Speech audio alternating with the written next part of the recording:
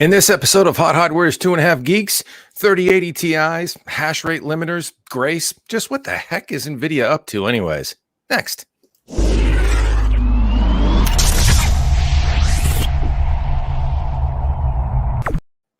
Welcome back, party people, to another episode of Hot Hardware's 2.5 Geeks. I'm Dave Altavilla. Good to see you again. Happy Wednesday. Happy hump day, gentlemen. How we doing today? How's it humping. We're humping the day. I'm going to completely leave that alone. Yeah, we are late. Blah, blah, late. Thanks, Ben. Yeah, appreciate that. Yes, we are. We were a little tardy. We had some technical difficulties. I actually had a silly 3.5 millimeter audio cable. This is the culprit, one of the culprits right here that held us up. This thing decided to give up the ghost, even though it cost way too much money for what it is. Marco, you had gremlins. What was your problem? Were you like, did you have something stuck in your shorts or something? Well, I mean, I always have something stuck in my shorts, but my machine didn't want to reboot properly, so I was fighting with it, and it came up at 529. There you go. Yeah, it's once in a while. It's just the way it is. But hey, welcome back, everybody. It's great to see you. We have a fun-filled, action-packed episode today, I assure you. If not, we'll do like shadow puppets on the wall or whatever. Anyways, lots going on in tech these days, and so lots to cover. This episode, we're going to cover some happenings with respect to NVIDIA. Lots of announcements from them, lots of sort of rumblings out there in the leak mill and in the tea leaves, if you will, for new products and strategies. And yeah, we'll dig into that shortly. We've got some news headlines that we should cover, as well as a couple of key reviews. And so yeah, we'll be getting into it all. Fire your questions into the chat, as always. We love to have questions. We have to be questioned by you, and we'll tell you what we can and what we can't. Maybe we'll either take notes and come back, or disavow all knowledge of anything we can't tell you. So there, Marco, let's go around the horn. What's going on in your labs before we dig into some of the headlines? Anything new and exciting for you this week in terms of what you're kicking the tires on? Not that I can show. Two new things, both launching. One is next week and one's a couple days after. So there's some new stuff coming. In terms of stuff I already had in-house, that same notebook, I'm so late on it. That same notebook I am working on, and I forget what else. You know me. There's stuff everywhere. Yeah, man. Chris, you just got done with the Alienware Aurora. We will be looking at that shortly. We'll be covering that. And you have something from EVJ in the hopper. We actually use it to stream the EVJ XR1 capture device. Did you like it? We haven't launched that review yet, so you can give folks a little tease, maybe. Yeah, I like it a lot. It makes it very easy to capture. It's driverless. You don't need any software to run it, but they do have some software if you want to do some customization with the LED lighting or, the schemes there. It's very easy to use. The nice thing about it versus other 1080p 60 capture cards is you can actually still game at 1440p or 4K whilst capturing your stream or recording in 1080p. So it doesn't need to hamper your experience at all. And 1080p is pretty much the sweet spot for streaming right now still anyway. So very good option, and you have to check the review because it's also going to go into a little bit of analysis into if you need a capture card or not, or what it takes and what you can actually expect from using a capture card with a second system setup versus just using a single system for streaming. And how to test that for yourself if you want to explore if that's worth it for you. Yeah. I actually just dropped a link in the chat and had it up on the screen and thought to myself, boy, that's useless. But the link in the chat actually has what I believe to be a pretty solid deal. It's available for $100 right now. The EVGA that is a nice deal. Yeah, XR1 $99.99, 47% off at Amazon. I'm going to drop it back in one more time. Hit that link, and if you're looking for a capture device, if you need to do the streams, That's a good price. Yeah, because I think the regular price is like 160, 170, something in there when I was looking at it before. So that's a great deal if you are looking for a capture card and want something with a little extra flexibility without going way up to a 4K capture card that's going to be, more than double that price. So Yeah, good deal. definitely look at. Can I also tease that I have something just out of frame over my shoulder that I can't say what, just that there's something. Yeah, I'm Marco. What do you think about that? I don't know what we're allowed to show yet. Don't we have to get them copy first? Yeah, I think we have a giveaway going with Falcon Northwest, and that will be coming up soon. And that's all the detail we can give you on it beyond that. But Chris has the machine, and he's going to eventually stream with it, probably next week. Let's give a couple of hints in case Okay. people are on top of the gaming scene and they know what's happening next week and can piece stuff together. It's a really nice Falcon system. It is branded with a really popular game, and it is featuring high-end PC gaming hardware. So, I mean, it's coming from Falcon. It's not going to be a low-end setup. So, but yeah, there's some synergy with some game stuff, and it's going to be really beautiful, but we just can't show you yet. Yes, it's not one of these. It's not one of these, but this is a recent Falcon Northwest system that we have reviewed. This is based on an Intel platform along with GeForce RTX 3090. It is not that config. It is not. We can't even say really that it's this machine model like a Talon, but it is a Falcon Northwest desktop. We'll leave it at that for now. But it is super customized, which you will dig. Yep. And we're giving it away. Short. Stay tuned. Yeah. Sorry, Chris. We stole your thunder all out on that, buddy. But good stuff for sure. From the folks of Falcon Northwest, we'll be putting it up for a giveaway. Chris is going to stream on it with Val. And Brittany. Cool. Awesome. And it looks like Wednesday next week in the 7:30 time slot, I do believe. We will be streaming on that thing or streaming with it. And having it on the stream and showing it off. So, and at that point, the giveaway will be announced and launched for you to enter to win. So stay tuned to that. All right. Cool. Great stuff. I have the ThinkPad X1 Carbon still on tap here. Tiger Lake, 11th gen, core powered. It is a beauty of a machine. Here it is right here. I'm not going to bother opening it. I had it on the last cast, but honestly, really love the ThinkPad X1 Carbon line. It's one of my favorites. It's been a daily driver before. Now with Tiger Lake, and what I am finding out, and I won't steal too much of my thunder on the review, but what I am finding out is this machine actually is configured for a nice higher end power envelope of Tiger Lake. And the thermal solution on it does very well as well. So I've been beating on it with multiple Cinebench loops to saturate it thermally and have not seen much bleed in its scoring at the top of the pack. Core i7 1165 G7, I think I have that right, is the processor. And yeah, really a well equipped, but still 2.5 pound machine. Liking it a lot so far. Review forthcoming.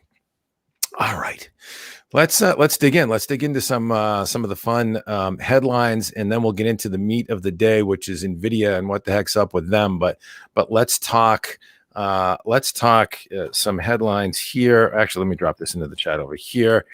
Interesting stuff. New Spectre chip security vulnerability found that leaves billions of PCs still defenseless. The ghost of Spectre rises yet again. And the University of Virginia researchers actually discovered that. I'm going to try and break this down as simply as possible, but instructions introduced into the pipeline, or I should say, commands introduced into the pipeline, not being purged properly can leave behind remnants of commands that can be affected to grab personal data from memory. It is part of the speculative execution general flaw that was in all x86 and ARM processors, believe it or not. That's speculative execution technique. And these researchers found that they could circumvent basically every mitigation that exists today, firmware and software, for the original Spectre and basically rendered all those mitigations useless. We are still really trying to root this out with the folks at Intel. And others. Intel has come back and said, hey, well, guess what? If you follow our guidelines for proper programming, and I'll throw this link in as well, that actually it shouldn't be an issue. But the University of Virginia researchers say not so fast. A small fraction of code in the wild is actually developed that way. Marco, thoughts? Chris, thoughts? What do you? Is this something we all need to worry about? Probably not. And I don't know. Like, again, when you have Intel saying, the current mitigations are good enough, and the researchers that found it saying, no, the problem exists in hardware. I'm not a researcher. I don't know how to exploit it. I can't test it for myself, so I'm not sure. What I would dislike is this to be like some crazy, wacky corner case that is very difficult to exploit, and we end up having to get a patch anyway that slows down processors again. So I don't know. I'm not sure. I mean, security is obviously important. I don't want to downplay the importance of secure processors, and we can't have this kind of stuff being exploited across servers and cloud instances, and who knows how else that could affect software that we all use or web apps that we all use. But I'm not sure I'm super concerned if Intel's response was, hey, this should already be fixed, Yeah, I'd have to read the details on the technicality of how they expressed that it was fixed. But basically, it's following best practices in code that allow it to, basically, the existing mitigations work as long as you're following best practices in code. Specifically, Intel says, Intel reviewed the report and informed the researchers that existing mitigations were not being bypassed. And in this scenario is addressed our secure coding guidance. Software following our guidance already has protections built in against incidental channels, including micro-op cache, incidental channel. No new mitigations or guidance are needed. And the researchers came back and said, certainly we agree, software needs to be more secure.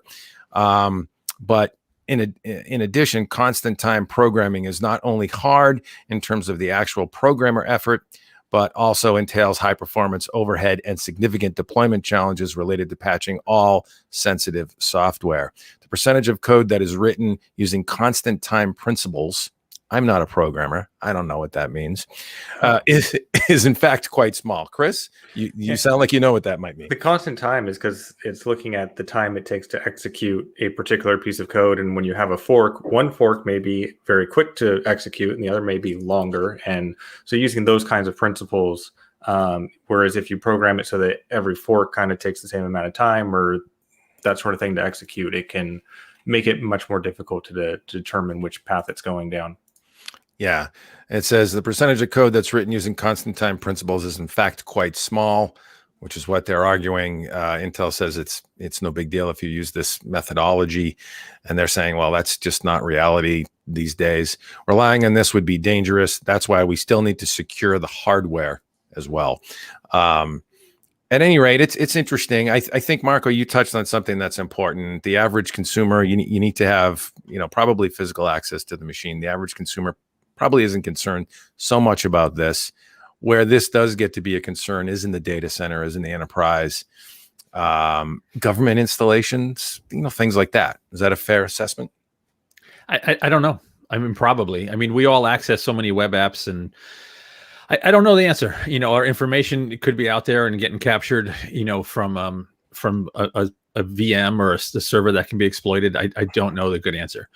But, I do know that people are generally lazy, and it's for Intel to have expected everybody to have patched their software properly and to be developing software properly is probably unrealistic. So who knows? We'll see.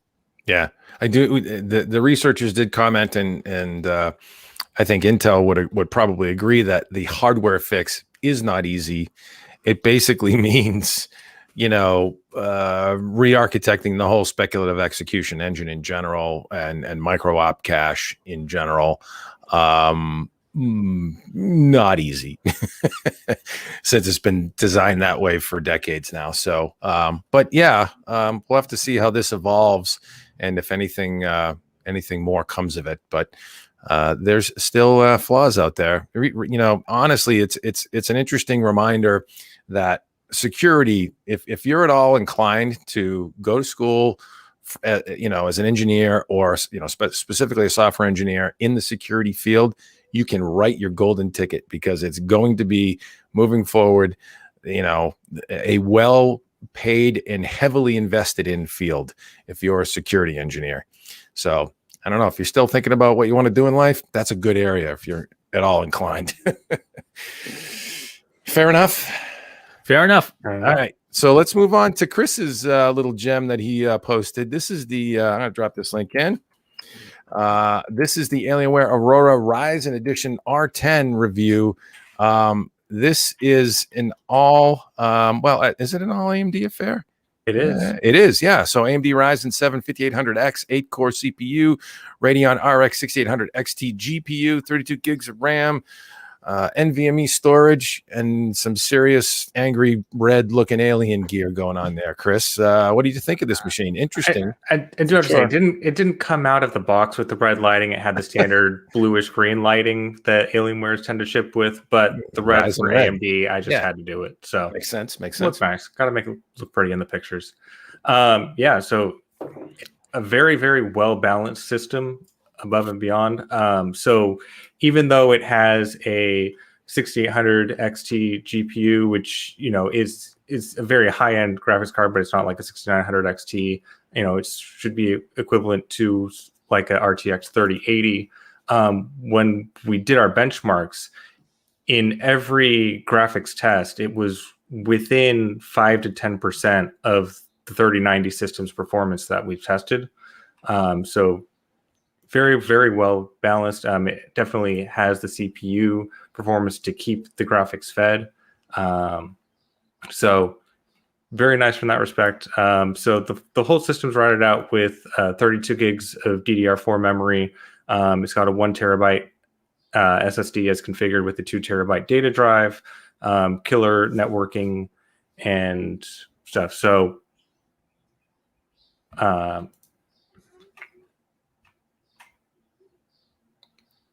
sorry, brain spacing. So as configured, it comes priced at about $2,600, depending on that was priced without any sale that I could see at the time. Dell does like to do a lot of sales with these systems, so you may be able to find it a little cheaper if you're patient. But even as priced, compared to the current market, it is very, very well priced. It can be difficult to even get the RX 6800 XT GPU for under, I don't know, $2,000 that I was looking at the time of writing the review, thanks to scalpers. So, for another $600, you get a whole system with it. I wish we were in a world where it was easy to get cards at MSRP prices right now, but it just isn't. So I think this is the first review I've done where I just couldn't figure out a way to part out a DIY build any cheaper than this system. So if you are wanting a gaming machine right now and you can't wait for prices to get somewhere back to normal, this is definitely a very good option to look at. There are some caveats with it, and that's mainly in the thermal and acoustic area. So it does get quite loud. Under our full torture test load, it does get up to 63 decibels or so. I will say while gaming, it's much more like 45 decibels, which isn't really a huge deal, but it is louder than we expect for a lot of systems at the higher end. So I think there's some work that Dell could do to either get some quieter fans in there or find a way to expand the single 120 mil radiator to a double 240 mil radiator, something like that, just to get some extra cooling in there and let it run more quietly. But other than that, if you're playing with headphones, you're probably not going to notice it. And it performs fantastically. Francois says it's a Boeing, not an Airbus, and yeah, that is an interesting observation. So when you look at that shot right there, where you're showing 62 dB on the meter, that is loud. So Yes. around the labs here, we tend to think of the 50 dB threshold is right about where it starts getting a little bit annoying. You're 50 to 5 dB or so. When you're up to 60 dB, you're making a pretty good racket. And but that's a number that you pulled from.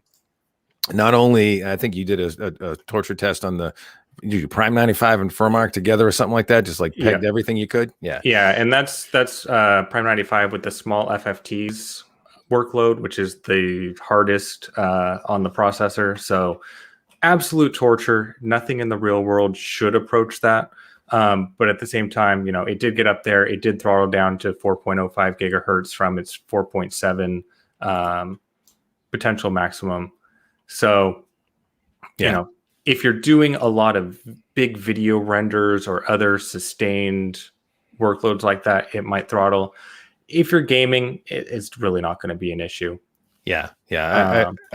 You mentioned 45 dB, 45 to 50 dB range under a gaming workload is actually pretty tame. 45 is acceptable. Ambient, noise level in an average, what we would say quiet room, is somewhere around mid 30s. When you're up to 45, it's very reasonable. It's not a big deal. Good numbers. Looks like Cinebench there. Some single and multi-thread throughput.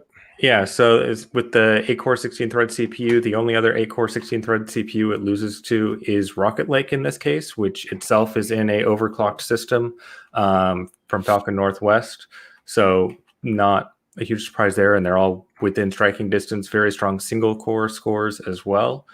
We'll skip past Browser Bench. PC Mark 10, it really shines because it is testing every different component of the system, from the storage to the processor to the graphics. That overall, it's really way up there, especially with the digital content creation score that comes out almost 1,000 points ahead of the next closest system. So if you want to game and also produce videos, do 3D modeling or that kind of content, it's going to be a very capable system for that as configured. And then down here with TimeSpy, so the only systems above it are equipped with RTX 3090s, which is, double the MSRP on the card, a lot more theoretical performance. But if the CPU is going to be holding the system back in any way, No,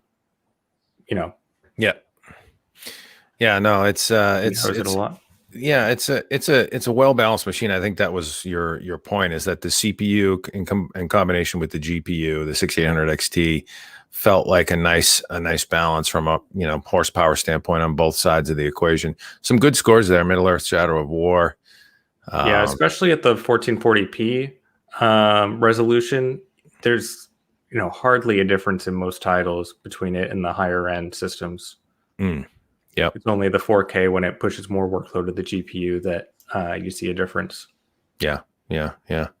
Good stuff for sure. And so that's the interesting anomaly, I guess. I'm trying to think of the word, but of the market today, and that is there's a lot of interest in pre-builts now, where before, there was always interest in pre-builts, but it was a different demographic of buyer that didn't want to go the DIY route. And obviously we have in our audience a fair amount of DIY type folks. And, they would always sort of scoff at, there's a certain percentage that would scoff at pre-built, saying, wasting my money letting somebody else build it when I can do it myself. Well, these days it's a whole new world, and pre-builts are kind of, we get a lot of interest in these now because folks can actually get the hardware from the OEM, like Dell, that configures an Alienware system like this.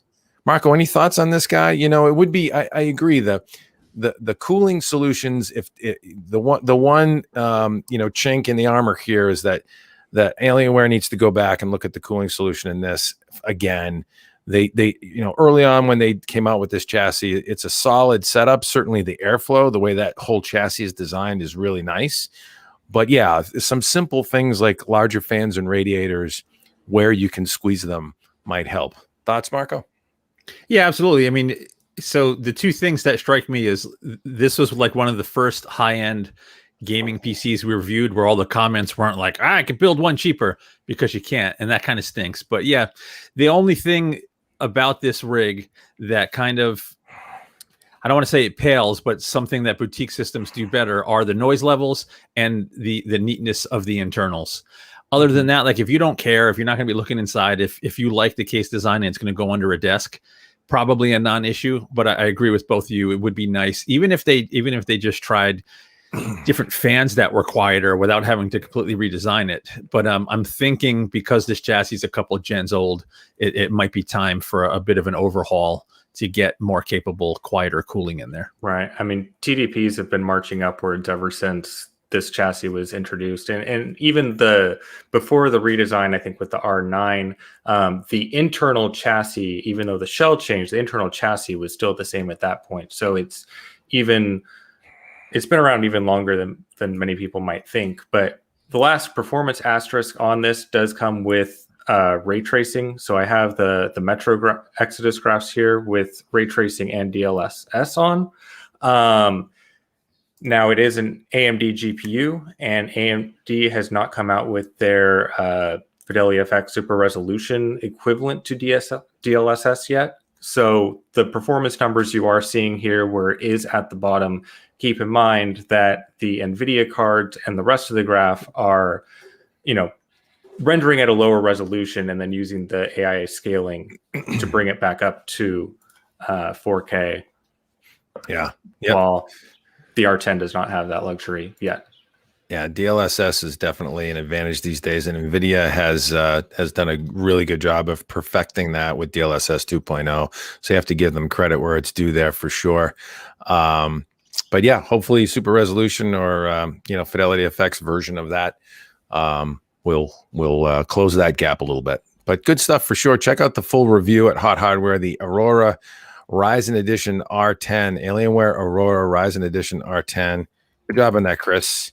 It's still a beast. It's still a great option in the market if you're looking for a pre-built and you want to get in on some of that latest cutting edge hardware action. Full show, right, Marco? Yes, right.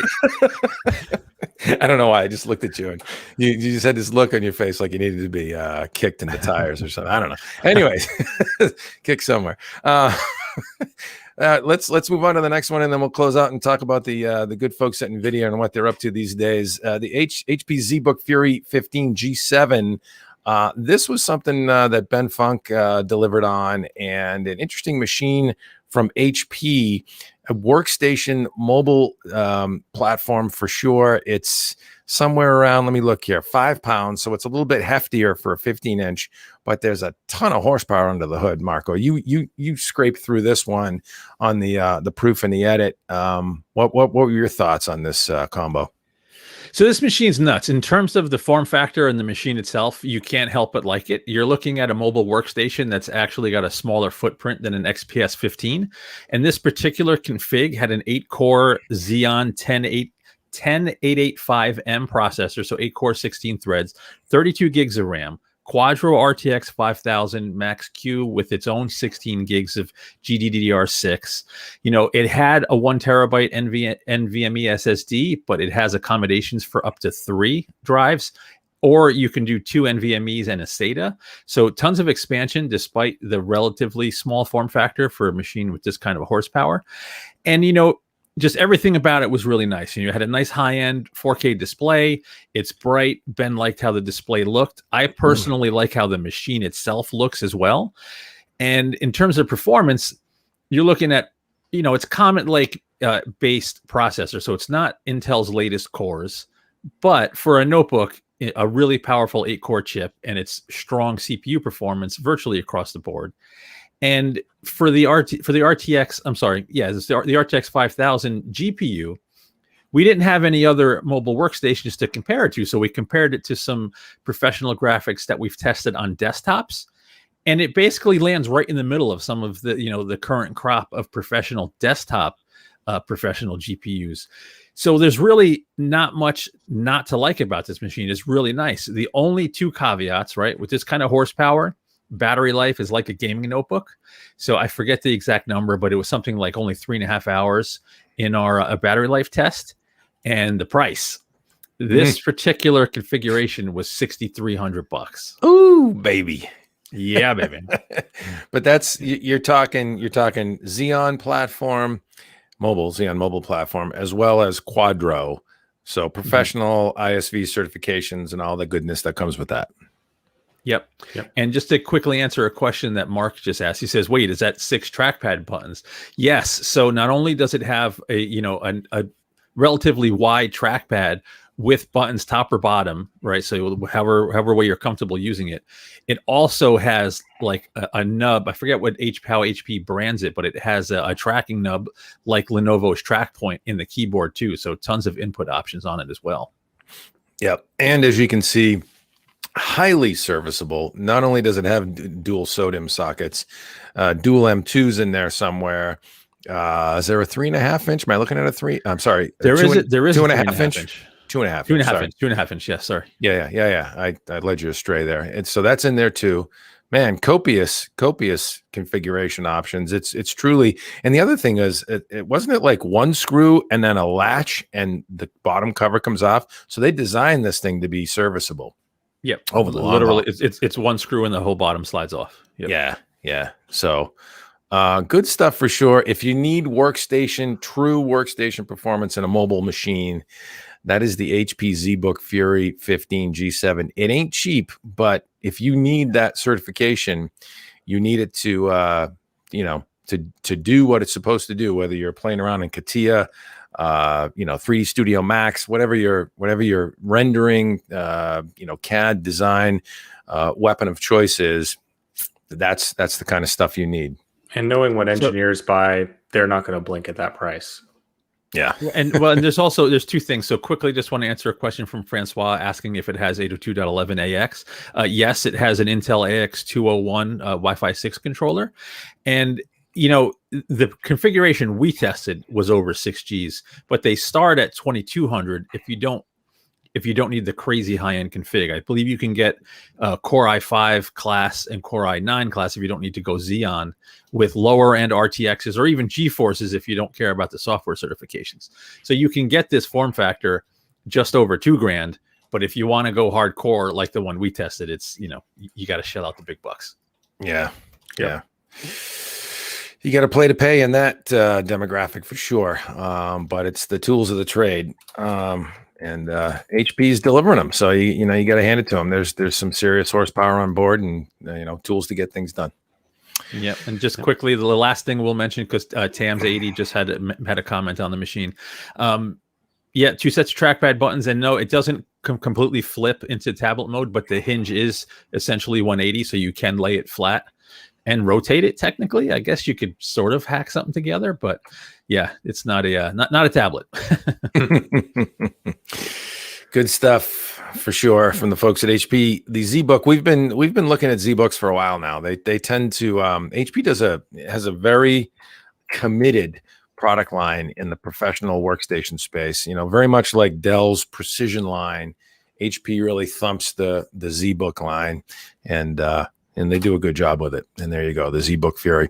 All right, well, let's move on to the main event. Let's talk about what the heck is NVIDIA up to. Lots of stuff going on these days, lots of buzz around NVIDIA, whether you follow their activities relative to ARM and the acquisition there, relative to next generation GPUs, or what they're doing to mitigate some of the demand on cryptocurrency demand on GPUs as well. Where should we dive in first, Marco? Do you want to tackle the 3080 Ti, or do you want to tackle hash rate limiters or Grace? We should start with the 3080 Ti because that's a rumor. Right. We've been hearing about 3080 Ti for months and months and months, and we kind of knew something was coming when the original cards launched. Right when NVIDIA launched 3080 and 3090, there was so much space between the two, and there was so much ambiguity with the branding. You knew they were leaving room for TIs and supers to see, and the fact that the 3080 is, I'm using air quotes, only a 10 gig card when competitive offerings came out with 16, and even their lower end 3060 has 12. NVIDIA is going to do something to fill that gap and make the Halo cards have higher end specs. Do we have any official word on 3080 Ti? No, but we've seen so many leaks. We actually have pictures of cards, pictures of boxes, on shelves in warehouses just waiting to go out. So the cards, they're definitely going to come. What I think is more interesting to think about is what is NVIDIA going to do over and above just tweaking the specs and, positioning a card between a 3080 and 3090. Will the 3080 Ti have the hash rate limiter? Is anything new coming as well to sort of, DLSS 3, 2.5? Who knows what else NVIDIA is doing will do to entice consumers to grab these things when they launch. Yeah, and allegedly pricing is around $1,000 MSRP if you can find one at that price. There's an article we published. Heck, that was back in April, mid-April. I don't think it's it goes without saying that obviously the MSRP data point is going to be, good luck, because the demand is going to be what it is, and the market is what it is right now. But the fact that this is in the wings, they've probably had this on the roadmap plan for some time now, and they're ready with more performance in the can. Can we speculate, Marco, on the performance envelope of a 3080 Ti versus a 3080 versus a 3090? Because that's an interesting discussion. What do you call a 12 gig 3080 Ti versus a 24 gig 3090? So I don't think it's memory footprint's a different discussion altogether, but performance GPU wise, I guess. Yeah, the memory capacity for 99% of gaming situations with 4K on down, it's not going to matter much at all, right? And I'm not sure. Like, we've had situations where NVIDIA's launched a Ti. I forget the generation. They launched the Ti and it ended up being faster than the Titan. And since the 3090 is this generation series, Titan, I think. Yeah, I don't remember. If the 3090 is this generation's Titan and NVIDIA wants to make waves, maybe the 3080 Ti ends up being faster because there wasn't that much separating them. And if they can get clocks tweaked, that the difference in memory capacity doesn't really matter for most of the benchmarks or tests that most people would run, or gaming situations that people would be in. Right. So I don't know. I think it's more likely that it's going to be positioned where the name suggests, between 3080 and 3090. The only real crappy thing about this launch is, one, they're going to sell out immediately. It's obviously going to be limited quantities because it's such a high-end card, plus all of the supply chain shortages that everyone's dealing with right now.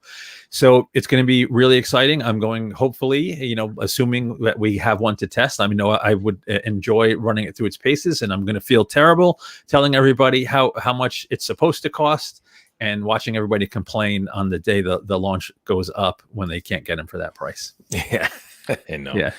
I mean, how do you get around that, Chris? What do you think about that aspect? It's a tough one. I mean, I don't think it's a problem anyone's in any position to fix anytime soon. The supply chain is what it is. Demand is higher than I think it's ever been, and unprecedentedly so. Yeah. Oscar asks, will it have an NV link bridge? I doubt it. Mark Tackman with some serious comedy there. I don't think it's going to have an NV link bridge. That's something really for more for data center GPUs these days. NVIDIA has gone away from that almost completely. What are your thoughts on that, Marco? Am I on point there? So that's basically this whole discussion is around multi-GPU, right? Yeah. And I don't think multi-GPU is going to be a big thing for a long time. I've basically, every conversation I've had with GPU manufacturers, the big three, I've always kind of dropped questions in there about, because the AMD's got Infinity Fabric, NVIDIA has their technology, Intel has tons of high-speed interconnect technology, and theoretically you could make more than one GPU look to the OS like a single GPU. It's managing the workloads across them and supporting that. That's hard with current implementation. So if you can make two GPUs look like one GPU and perform like two, that would be great. But to do that, the bandwidth and latency between the two chips needs to be similar to a monolithic chip. Right. And we're not there. We're just not there. The technology isn't there yet. So I don't think it's worth even, getting your hopes up for multi-GPU setups being worthwhile with this whole generation or the next couple of generations. Yeah. Yeah. Interesting comment here or in question. This is just NVIDIA taking the ground from AMD when they can. They have to be seen as number one before RDNA 3 turns up and smashes them? ? I don't know. That's a tall order. What are your thoughts there, Marco? You're snickering, but that's a tall order. It's funny, man, right? Because you have NVIDIA is an execution machine, right? They are, you almost, for the last year, you almost felt like NVIDIA was just holding stuff in the tank, and they're going to do something when they want, when they can. They're going to see. But Big Navi is really strong, right? So if Big Navi launched before Ampere, AMD would have had the fastest GPUs and the fastest ray tracing, right? Because it's essentially 2080 Ti level ray tracing performance with their first gen. So AMD did it, right? If they had launched a little earlier, they caught up, and and it's a brand new architecture, and it's AMD is going to learn a ton from that launch, and we see how the machine operated with Ryzen. They had a strategy, and they launched at a certain performance level and optimized as much as they could. And look where we are today on the CPU side. Everyone inside AMD that I've talked to said that sort of mindset has permeated to the GPU side. This is a long process, and their goal is to do that with GPUs as well. Now, NVIDIA is not Intel, right? NVIDIA is way more nimble, way more aggressive. So I don't know. I don't know if AMD could do it. I do know that RDNA 2 is really strong, and that with some theoretical tweaks, it's going to be exceptionally strong with the follow-up. So we'll see. Yeah. My thing with NVIDIA is so deep into GPU development for so many markets, and the strategy they have, whether it be AI in the data center and the big iron GPUs they design there, all the way down to the consumer space. It's a lot of inertia to stop.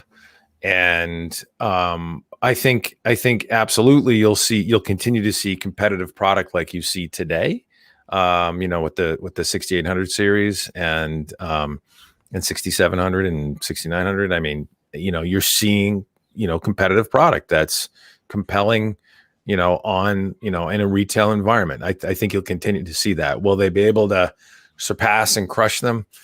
That's unlikely, I think, but hey, you learn not to be surprised in this business. It's one of the things you learn.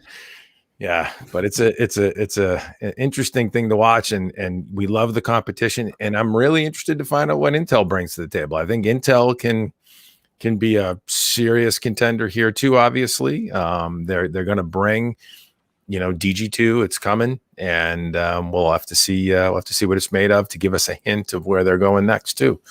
Could be fun. Yeah, no, the graphics are going to be extremely exciting for the next couple of years at least. Even with these shortages, everybody's working on some cool stuff. So yeah, we got a lot of stuff accumulating in the chat here. We got to catch up. Ace Tech Sean, good to see you, bud. He's not so sure of self. Opinion. Sean had also mentioned something about where TDPs are going. I think on the desktop, the enthusiasts, I don't want to say they don't care, but they don't really care. Yeah, if you have the cooling, I don't think they care. But especially with your cooling, Sean. I mean, most power supplies are practically going to be limited in the US at least to what, 1600 watts? Yep. Just Yeah, off. that's all you're off the getting out of an circuit. outlet. Yeah. So, there is a ceiling, but there's a ways to go to hit there. So, especially when you're stuck with just one GPU in your system effectively, there's a lot you can throw at that. I don't know if we can answer this question. Opinion upgrading CPU and good Asus motherboard still having stuttering issues. I believe that's what he's trying to say there. I think it might be an old SSD. If you're having stuttering issues in game with graphics, it's most likely not your SSD. It's probably something else. Yeah. If you want to, before you go nuts, just do all the updates. Update your BIOS, update your chipset drivers, update Windows, update your graphics drivers.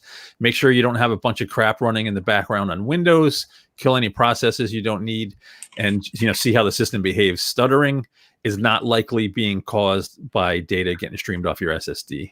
No, right. Agreed. It's likely something. It could very well be CPU, GPU bottleneck at some point, but it's more likely driver / some sort of glitch going on. It also could be that you're choking things out at a high resolution that your GPU can't handle, depending on what GPU is in there. But yeah. So we had Mark asking, will Intel cards run on AMD platforms? So there was a DG1 development board that launched that's available for developers that only works on Intel platforms, but the retail next gen cards will work on any platform. Yes. Yeah. They'd be crazy not to have them running on any platform. just like NVIDIA and AMD. Absolutely. Yep. Cool. Good stuff. Let's stay on the topic of GPUs. Anything else on 3080 Ti? Any thoughts there before we move on? Nope. I think the branding just lets everybody know what it's going to be, and we know it's coming. We've been hearing about it for so long, so just stay tuned. Should be soon. Theoretically, I wonder about the performance of it though. Like 3090, you could argue with its huge memory complement, could be more of a workstation class GPU in addition to a gaming GPU. It's not just for gamers with that kind of configuration, right? Yeah, absolutely. Could you see a situation where with its with 12 gig of RAM, which is plenty for 4K gaming, that a 3080 Ti is on par with a 3090 in 4K gaming, or maybe even exceeding it? Yeah, like I said, they've done it before. They've had TIs that are faster. Yeah, that was the 1080 Ti and the Titan. It was a 1080 Ti. Yeah. So like it's totally possible. I don't think they're going to, but it's totally possible. And if you check out, I'm not going to dig up the link, but if you check out our 3090 review, I have rendering benchmarks, and I had one of the tests. I think it was Blender was one thing, and then an Octane render test to basically exploit all that extra memory on the 3090, and you can see how cards without the memory tank, but that's not gaming. That's a different professional workload. So yeah. Interesting stuff for sure. Let's talk about let's move on. Let's talk about hash rate limiting and NVIDIA's strategy there. I'm going to drop this into the chat. NVIDIA confirms upgraded RTX anti-crypto mining limiter coming in May. So upgraded, by that we mean more robust and easier or not as easy to crack. So basically what they're doing is they're gimping and limiting retail cards, or I should say consumer gaming graphics cards, so that crypto miners aren't interested in them, or and leave them for gamers, and then they turn to NVIDIA's mining dedicated GPUs, and they have a product that they've announced that is specifically dedicated for mining. It doesn't have video outputs, and that's how they're trying to address this. I guess there's two sides to this question and the strategy. Are they altruistic? Are they really trying to help the market dynamic? I tend to think they are, but obviously, they're catering a mining specific GPU. There's a profit center on that as well. Lots of different nuance and aspects to this dynamic in the market, and as it relates to NVIDIA's product, and the fact that they're actually specifically dedicating resources in hardware and validation and software to address this. What are your thoughts? What does this all mean? I mean, they have their CMP HX cards for mining. Are they really still trying to drive that home that, hey, stay with GeForce for gaming, CMP HX cards for mining? That's the way to go. And hopefully, folks follow that lead. I waffle on this. And if I was at NVIDIA, I think I would agree this is the right strategy. If I was a business person at NVIDIA trying to make NVIDIA the most money possible, right? So the dedicated mining cards theoretically are going to be using GPUs that either didn't pass muster for GeForce, they have something functionally broken, perhaps display outputs, what have you, something that makes them not ideal for GeForce cards.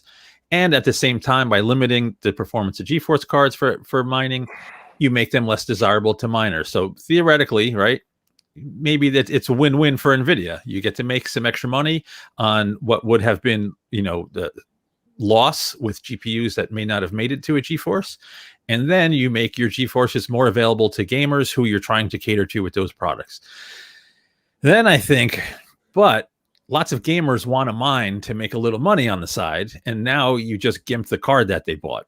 And so I don't know. I think I agree with NVIDIA's strategy, as potentially unpopular it might be with everybody, but what else do you do, right? You can help all the card retailers mitigate the bots, right? You can put pressure on retailers to not price gouge.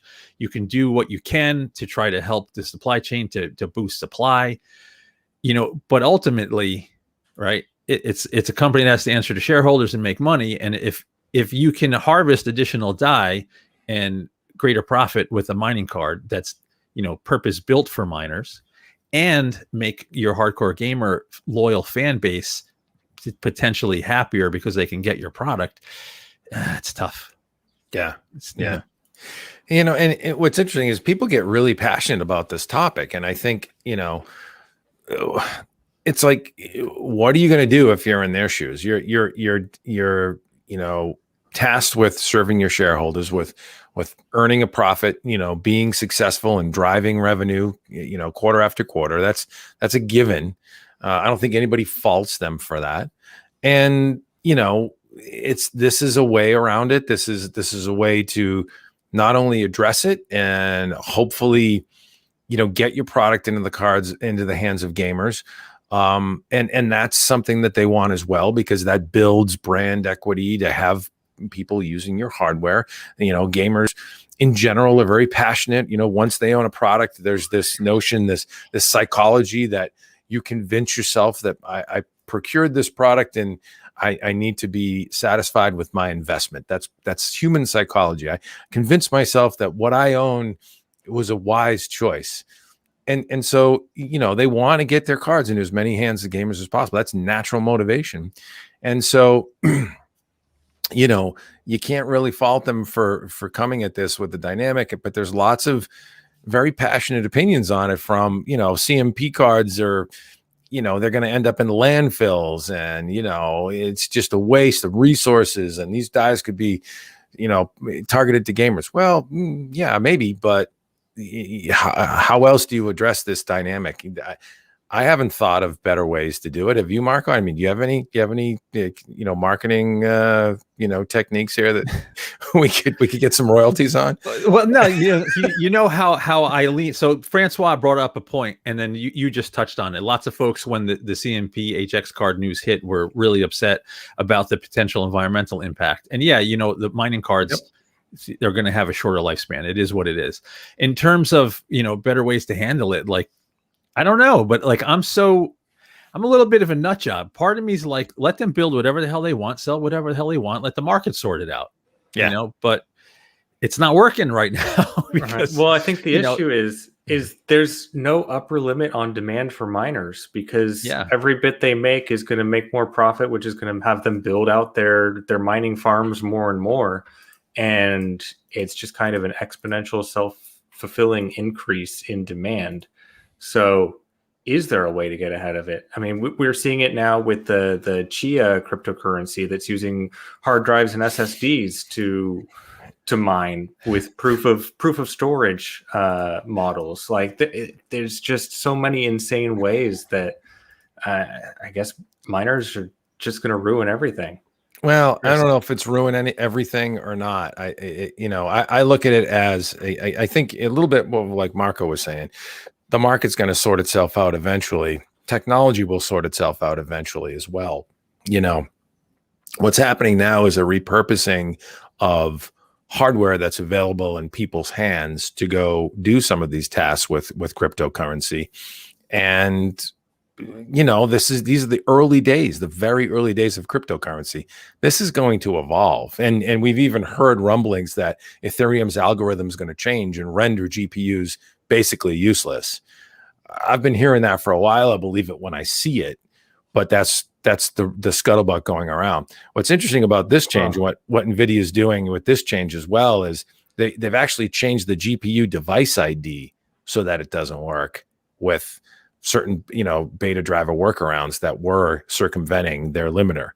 But so this is Ethereum can move to ASICs just like Bitcoin did. Sure. And something else is going to come up that you can mine on your GPU, and it starts as a hobby, and the cycle starts again. It gets bigger and bigger and out of control. There's always going to be something.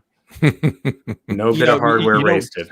Two things, like it's possible that some sort of ASIC with FPGA becomes the preferred solution in the future that's adaptable. We'll see. Who knows? Someone has to be building that. I have to believe that somebody's is building something like that. The second thing, we don't bring up Chia on this podcast. I've dealt with Chia pets my whole life, and to have a Chia crypto now Chiappetta is going to hurt me. So we're not going to talk about Chia. Chia. Oh my God, dude! It's so horrible the way people butcher your name that way. I know, and pronounce the IA in your last name, and I feel for you, because every time they call me Dave Altavia, and I'm Italian and I say it Villa, but I'm made Spanish and I'm not. And it's not a big deal, but it just it makes me cringe too. It's like, that's not how I say my name, So I feel for you, brother. I feel for you. Well, all right. So should we move on to Grace before we close here, or should we close on that and kind of wrap it up? What do you think, Marco? So we should probably wrap, but I'm gonna sum up Grace in 30 seconds. Ready? Okay, turbo it, baby. This is NVIDIA's first monster CPU. It won't be their last. They're coming for everybody. That's the gist. Well, interestingly enough, I think I saw a headline out there, and I want to say it was Tom's Hardware to drop a name. They had something like NVIDIA Grace proves that NVIDIA will be hostile with the ARM acquisition, that they will compete unfairly, I think was the headline. And at any rate, I don't know that's a whole kettle of fish that we can't dig into right now, but this is an interesting first effort for NVIDIA. It uses ARM Neoverse technology that was announced last month as well. It is something that is designed for high performance data centers and supercomputing applications, real heavy duty, big iron, big data workloads. Do you think they're going to get into the x86 competitive game with Intel and AMD in traditional data center CPUs? And who knows, maybe desktop CPUs in the future when, we're all running ARM on Windows on ARM code so easily. Any thoughts there? Any projections? Yeah, I don't think they're gonna release anything x86. I think they're going to have monstrously powerful ARM-based CPUs. I mean, Apple can do it, NVIDIA can do it.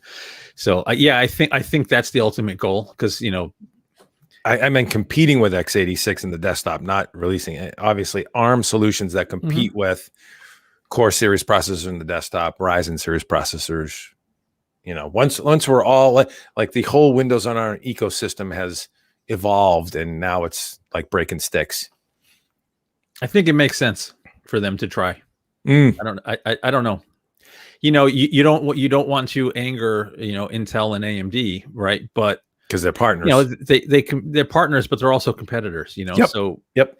If you have, so right now Intel's not as big of a threat to NVIDIA because the discrete GPU business just isn't there yet, but it's coming. So if you have Intel and AMD, both that can offer complete solutions, it only makes sense that NVIDIA wants to have a complete solution as well, right? Yeah. So I would not be surprised. And Francois makes a good point. My next DGX is ARM-based, DGX being the AI supercomputer that NVIDIA launches with its GPUs driving the processing power. The CPU currently under the hood for DGX is AMD EPYC. I don't think you're wrong there, Francois. That would be crazy for them not once they get Grace out the door. Fascinating stuff. John Paul Bacon says hello. Good to see you, John. Hello, John. I like bacon. That's a yes. And that's a name I hadn't seen, so I figured I'd say hi. So yeah, no, interesting stuff for sure. NVIDIA's making all kinds of move. I mean, talk about a company that is just, fascinating to track. No matter how you land on them competitively from a brand standpoint, corporate culture, whatever your opinion is, you have to give them credit. They make serious waves and impacts in the market and are a force to be reckoned with, a G-force, perhaps. Hey, rim shot. Oh, God. Anyways, and with that, we should probably, end on my lounge lizard ways. And talk a little bit about where they can find us around the web, Marco, and what to look forward in the days ahead for Hot Hardware. I will. And this time I'm not going to forget to mention Patreon, right? So we just recently started a Patreon. Please go support us there. Doing business online, when you're advertising, supported by advertising is very difficult in the current climate. So go support us on Patreon. Just do it. We're going to eventually have Patreon only giveaways and Patreon only content, and you'll have exclusive access to us at certain levels. So please go check that out. If you're so inclined, hook us up there. Plus, you can find us at hothardware.com. There is many more times the amount of content on Hot Hardware than we could talk about in the podcast. You can find us on facebook.com/Hot Hardware, obviously youtube.com/Hot Hardware, twitch.com/Hot Hardware, twitter.com/Hot Hardware. We're everywhere. If you just search for Hot Hardware, you're going to find us. Please support the site, support us. If you liked this video, like and subscribe, and please comment. Even if you were active in the live chat, comment and help that YouTube algo. We want to build a channel this year, and I think that just about covers it. Did I miss anything, Dave? No, you covered it well, and that was some very good coverage. Thank you. Yes, we're all around the internet. We're like everywhere, baby. We've been on the internet, by the way, since 1999. That's coming up on 22 years, believe it or not, which is just crazy. We started out as a mom and pop static HTML site that evolved into something fun and bigger. But I just dropped the Twitch link in the chat. That is where you can catch tonight the ever fabulous Val Rojas, who will be game streaming this evening at 7:30 to 9:30 on Wednesdays. And I want to say 4 to 6 on Sundays. I might have that wrong. It might be 6 to 8. I got to go look at the schedule. She's new with us. She's running the HH Twitch channel, and she's great. She's a lot of fun. She games crazy. She's good. She actually came from the console and is now a PC Master Race convert and digs like she can't go back to this silly console controller. She's keyboard and mouse. We've converted her. I loved it. It was good. so yeah, check out. I was going to say, oh, sorry, go ahead. I'll come in after you. Yeah, no, check out Val. She's coming up on Hot Hardware Twitch in about an hour. Go ahead, Marco. So we had a troll hit the chat asking, how does Marco pronounce his last name? So Adrian, it's pronounced Marco, make me some pie. Oh boy. That is, folks, just so you know, Adrian would be Marco's wife, and he can get away with saying that to her for now. She's laughing. I got away with it. Yeah, for now. Yeah, exactly. So there you go. Good stuff. Well, and with that, we'll bid you adieu. Chris, you want to say goodnight to everybody, buddy? We didn't mean to keep yapping over you. You're Oh, muted, he's kid. You're muted. Of course I'm muted. So thanks for tuning in, joining in the chat. It's been good fun. And thanks for stopping by. Peace.